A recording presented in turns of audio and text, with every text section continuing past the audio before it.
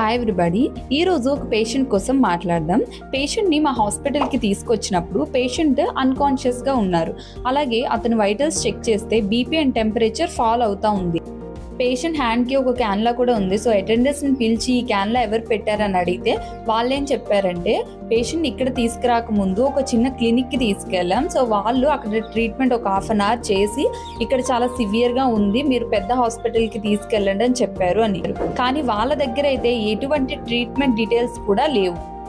అందుకే మీరు హాస్పిటల్కి వెళ్ళినా సరే లేదా చిన్న క్లినిక్స్కి వెళ్ళినా సరే వాళ్ళ దగ్గర మీ పేషెంట్కి ఏ ట్రీట్మెంట్ ఇచ్చారో కంప్లీట్ ట్రీట్మెంట్ డీటెయిల్స్ అన్నవి విత్ హాస్పిటల్ స్టాంప్తో తీసుకోండి. చాలా మంది ఏం చెప్తా ఉంటారంటే ఏ ట్రీట్మెంట్ ఇచ్చారు అని అడగగానే మేము బలానికి పెట్టాము, బీపీ ఫాల్ అయిపోతుందని ఒక సెలైన్ పెట్టాము, లేకపోతే ఫిట్స్ వచ్చేస్తుందని ఒక ఇంజెక్షన్ మిక్స్ చేసి పెట్టాము, ఇలా చెప్తూ ఉంటారు. సో ఇలాంటి వాటిని మీరు యాక్సెప్ట్ చేయకండి. డాక్యుమెంటల్ ప్రూఫ్ అనేది చాలా ఇంపార్టెంట్. Please do subscribe.